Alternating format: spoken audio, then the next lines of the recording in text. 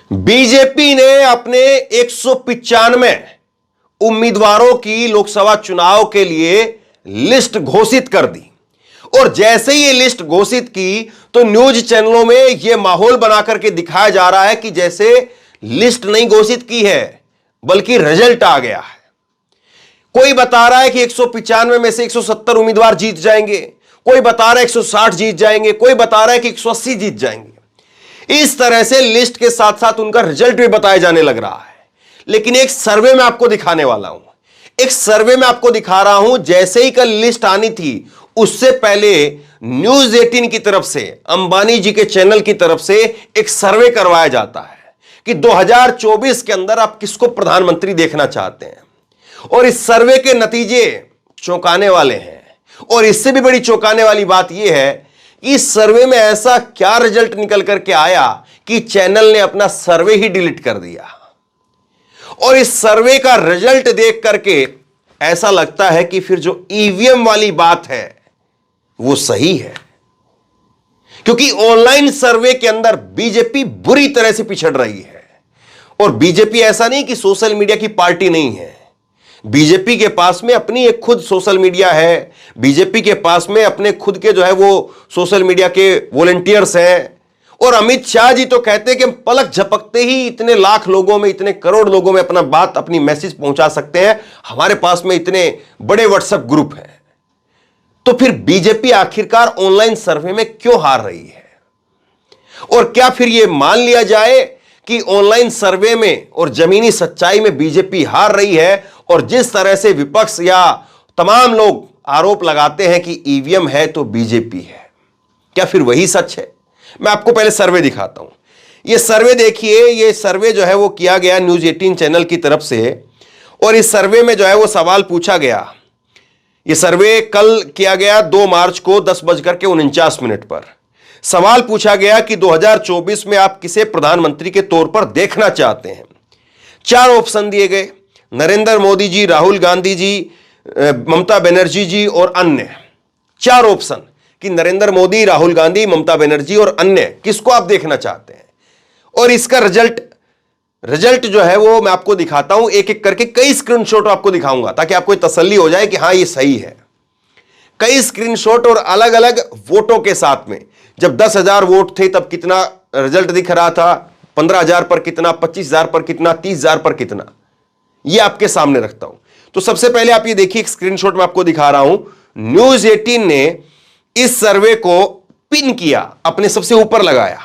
Result देखिए आप, 13,000 लोगों ने वोट किया और 13,000 लोग वोट कर रहे थे तब बता रहे थे कि 2024 में हम नरेंद्र मोदी को 22% लोग कह रहे थे कि हम प्रधानमंत्री देखना चाहते हैं। राहुल गांधी के लिए 66% लोग कह रहे थे कि हम प्रधानमंत्री देखना चाहते हैं। ममता बनर्जी के लिए 1% और अन्य के लिए 11%। एक और जो है स्क्रीनशॉट देखिए, जब 37,000 लोग वोट कर रहे थे तब रिजल्ट था नरेंद्र मोदी जी के लिए 21%, राहुल गांधी के लिए 67%, ममता बनर्जी के लिए 2% और अन्य के लिए 10%। ये पोल में हिस्सा लिया 37,275 लोगों ने। इसके बाद में एक और स्क्रीनशॉट देखिए, जब 8,821 लोगों ने वोट किया तब 25% लोग नरेंद्र मोदी को देखना चाहते थे, राहुल गांधी को 65% लोग, ममता बनर्जी को 1% लोग और अन्य को 9% लोग देखना चाहते थे। एक और स्क्रीनशॉट देखिए, 15,711 लोगों ने जब वोट किया तो नरेंद्र मोदी को प्रधानमंत्री के तौर पर देखने वाले 22% लोग थे, राहुल गांधी को प्रधानमंत्री के तौर पर देखने वाले 67% लोग थे, ममता बनर्जी को प्रधानमंत्री के तौर पर देखने वाले 2% लोग थे और अन्य को प्रधानमंत्री के तौर पर देखने वाले 10% लोग थे। एक और स्क्रीनशॉट देखिए, जब 30,000 लोग वोट कर रहे थे तो नरेंद्र मोदी के लिए 21%, राहुल गांधी के लिए 68%, ममता बनर्जी के लिए 2% और अन्य के लिए 10%। एक और स्क्रीनशॉट देखिए, 14,000 लोग जब वोट कर रहे थे, 14,655 लोग, उस वक्त में नरेंद्र मोदी 22%, राहुल गांधी 66%, ममता बनर्जी 1% और अन्य 10%। तो ये कई सारे स्क्रीनशॉट मैंने आपके सामने रख दिए हैं ताकि आपके सामने ये सच्चाई आ जाए कि हां ये सर्वे हुआ था, क्योंकि ये सर्वे डिलीट हो चुका है। अब बताइए, ऑनलाइन सर्वे के अंदर बड़े से बड़े चैनल हार जाते हैं, बड़े से बड़े धुरंधर वो बीजेपी को जिता नहीं पाते हैं। और ऑफलाइन सर्वे जब ये चैनल करेंगे, क्योंकि अब तो लिस्ट आ गई है, अभी बताने लग गए हैं कि 195 में से 180 जीत रहे हैं, 170 जीत रहे हैं, तो ऑफलाइन सर्वे के अंदर कैसे फिर बीजेपी 180 170 जीत जाती है। और लोग फिर ईवीएम को लेकर के सवाल खड़े करते हैं कि ईवीएम उसमें गड़बड़ घोटाला है कुछ, और ईवीएम पर रिजल्ट कुछ अलग दिखता है, ग्राउंड लेवल पर कुछ और सच्चाई दिखती है। तो यह बड़ी बात है। और दूसरी बड़ी बात यह है कि राहुल गांधी की जो लोकप्रियता है वो लगातार बढ़ रही है, इसमें कोई दो राय नहीं है। राहुल गांधी ने जो पिछली भारत यात्रा की थी, वहां से लेकर के राहुल गांधी का ग्राफ लगातार ऊपर जा रहा है और नरेंद्र मोदी का ग्राफ गिर रहा है। यह सच्चाई है। अब वो कितना ऊपर जा पाता है और कितना नीचे आ पाता है, यह मूल सवाल है। इस दोनों के बीच में 2024 का चुनाव तय होना है कि राहुल गांधी अपना ग्राफ कितना ऊपर लेकर के जा पा रहे हैं और नरेंद्र मोदी का ग्राफ कितना नीचे आ रहा है। और इन दोनों के बीच में ही तय होगा कि 2024 में किसकी सरकार बनेगी। क्योंकि इंडिया गठबंधन जिस तरह से बना है, माहौल बदला है, लोगों को अब लग रहा है कि नहीं, अगर सब कुछ एक जगह पर सही तरीके से हो जाएगा तो फिर नतीजा कुछ अलग होगा। अगर बट करके चुनाव लड़ते हैं कि अखिलेश यादव अलग है, राहुल गांधी अलग है, उधर वो ममता बनर्जी अलग है, इधर ये अलग है, तो वो फिर मामला दूसरे तरीके का होता। लेकिन अब वो ये उम्मीद जताई जा रही है कि नहीं, बीजेपी को अगर एक मुश्त होकर के चुनाव लड़ा जाए तो हराया जा सकता है। और ये ऑनलाइन सर्वे में लोग इस बात को अब मानने लगे हैं। अब अगर कोई कहे कि नहीं भाई, ये तो कांग्रेस वो कैप्चर कर चुकी है वो सोशल मीडिया का माहौल, तो बीजेपी से ज्यादा पैसा किसका है, बीजेपी से ज्यादा वॉलंटियर किसके पास है, बीजेपी से ज्यादा कार्यकर्ता किसके पास है। और फिर वो कहते हैं कि नरेंद्र मोदी जी की लोकप्रियता तो 7 समुंदर पार तक है। तो जब ऐसी लोकप्रियता है तो यहां पर 20-22% लोग क्यों केवल वो नरेंद्र मोदी के साथ हैं। यह बड़ा सवाल है। और मुझे लगता है कि इसी सवाल के अंदर 2024 के लोकसभा चुनाव का वो रिजल्ट छिपा हुआ है। मैं कुछ आपको चीजें दिखाता हूं ताकि आपको समझ में आए कि कैसे राहुल गांधी से अब हर कोई बच करके चल रहा है। और सबसे पहला नाम इसके अंदर है स्मृति ईरानी का। स्मृति ईरानी की टिकट डिक्लेयर कर दी गई, अमेठी से चुनाव लड़ेंगी वो। अभी एक ही टिकट, एक ही उनकी सीट है। हालांकि अभी 51 सीटों पर उत्तर प्रदेश के अंदर टिकट डिक्लेयर की गई है, बाकी की सीटों पर अभी घोषणा होनी बाकी है।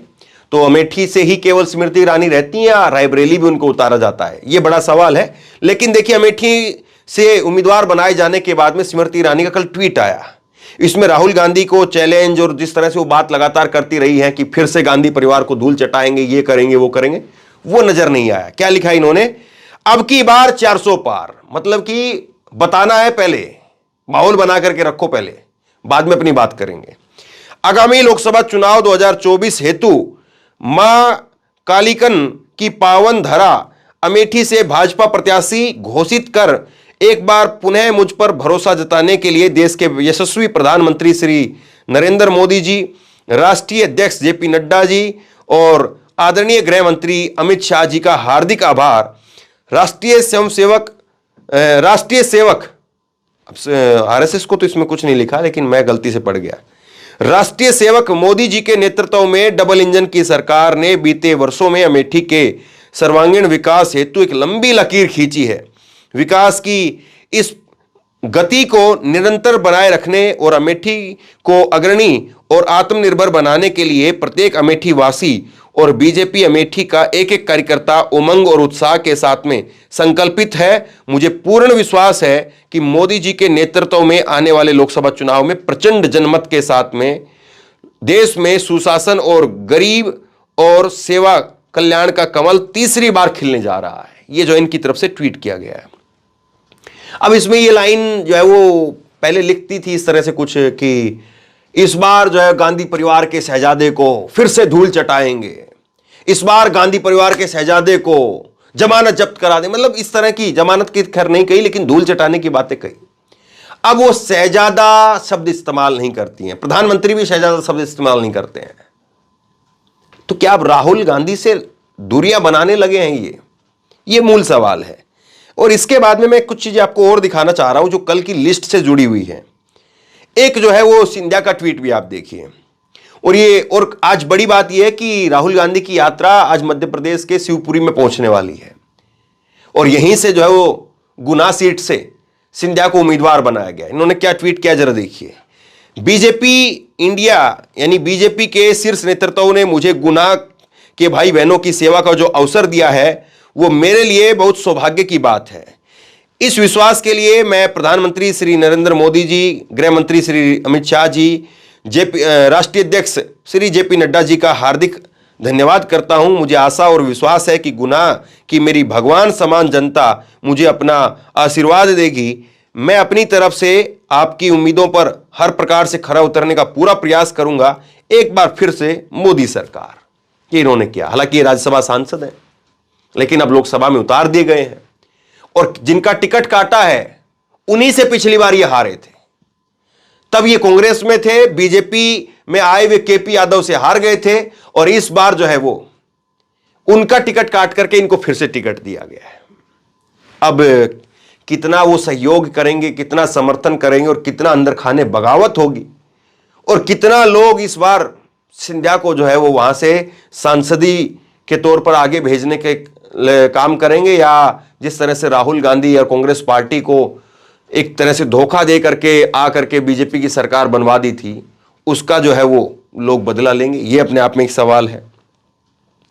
इसके बाद में कुछ चेहरे मैं आपको दिखाने वाला हूं, कुछ चेहरे आप देखिए और उसके बाद में जयंत चौधरी की मैं बात करूंगा।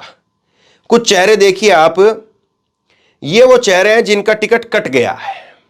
प्रज्ञा ठाकुर का टिकट कट गया, रमेश बिधूड़ी का टिकट कट गया, प्रवेश वर्मा का टिकट कट गया, हर्षवर्धन का टिकट कट गया और मीनाक्षी लेखी का टिकट कट गया। तो आप बताइए, अगर 400 पार की ही बात है तो फिर ये वो सारे वो चेहरे हैं जो बहुत लोकप्रिय हैं, ये सारे वो चेहरे हैं जो बीजेपी आरएसएस की जो लाइन है उसको जोर शोर से अपने कंधे पर लेकर के दौड़ लगाते हुए चलते हैं। प्रज्ञा ठाकुर की लाइनें आप देखिए, महात्मा गांधी को किस तरह से क्या क्या कहती हैं। ये नरेंद्र मोदी जी मन से माफ कर पाए नहीं कर पाए, पूरा चुनाव बीत गया, पूरे 5 साल बीत गए और उसके बाद में जो है वो रमेश बिधूड़ी ने क्या क्या सम्मानजनक शब्द कहे थे सब मालूम है। प्रवेश वर्मा इसी तरह से है। तो ये जो बड़े नेता हैं बीजेपी के, कद्दावर नेता हैं बीजेपी के, और इनकी तो उम्र भी 75 साल से ऊपर नहीं हुई है, तो इनकी टिकट को काट दिया गया। तो क्या बीजेपी के अंदर सब कुछ ठीक नहीं है? क्या बीजेपी में अंदर खाने लोगों को यह लग रहा है कि नहीं साहब 400 पार की बात नहीं है और इसीलिए टिकट काटे जा रहे हैं? यह बड़ा सवाल है। और इसके बाद में मैं आपको दिखाता हूं जयंत चौधरी के कुछ पुराना ट्वीट और फिर कल का ट्वीट मैं आपको दिखाऊंगा। सबसे पहले जयंत चौधरी का आप ये ट्वीट देखिए, 3 अक्टूबर 2022 का।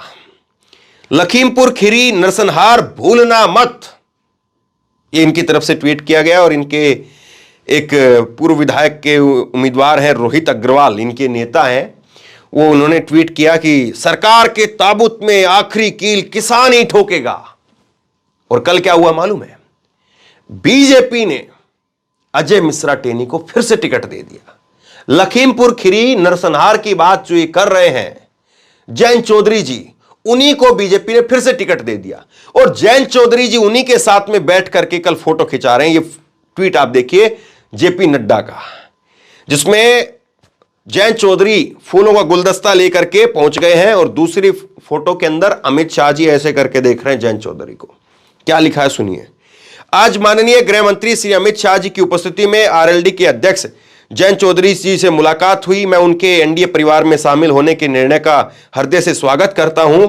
आदरणीय मोदी जी के नेतृत्व में विकसित भारत की यात्रा और उत्तर प्रदेश के विकास में आप महत्वपूर्ण योगदान करेंगे। अब की बार एनडीए 400 पार। तो ये सब कह रहे हैं कि अब की बार एनडीए 400 पार, लेकिन जमीनी सच्चाई यह है कि सर्वे तक डिलीट हो जाता है। एक छोटा सा सर्वे वो झेल नहीं पाती बीजेपी, लेकिन हर कोई कह रहा है। जयंत चौधरी ने इस पर रिप्लाई करते हुए लिखा है कि श्री नरेंद्र मोदी जी के नेतृत्व में भारत विकास और गरीब कल्याण का समानांतर साक्षी रहा है। श्री अमित शाह जी और श्री जेपी नड्डा जी से भेंट कर आज एनडीए में शामिल होने का निर्णय किया। विकसित भारत के संकल्प और अब की बार 400 पार के नारे को पूरा करने के लिए एनडीए तैयार है।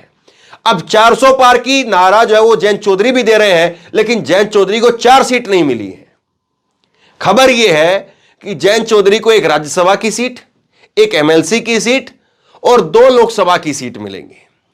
तो इधर उधर से जोड़ तोड़ करके जिनको 4 सीट मिली हैं, एक मुश्त जिनको लोकसभा के अंदर 4 सीटें नहीं मिल पाई, वो 400 पार का नारा दे रहे हैं। तो इसी से आप जो है माहौल को समझ लीजिए कि माहौल क्या है। एक जो है मैं स्क्रीनशॉट आपको और दिखाऊंगा ताकि आप खबर को और गहराई से समझ पाएं कि आखिरकार बीजेपी की हालत इतनी खराब क्यों है। योगी आदित्यनाथ कल ट्वीट करते हैं और देखिए कैसे मौके का फायदा कैसे उठाया जाता है।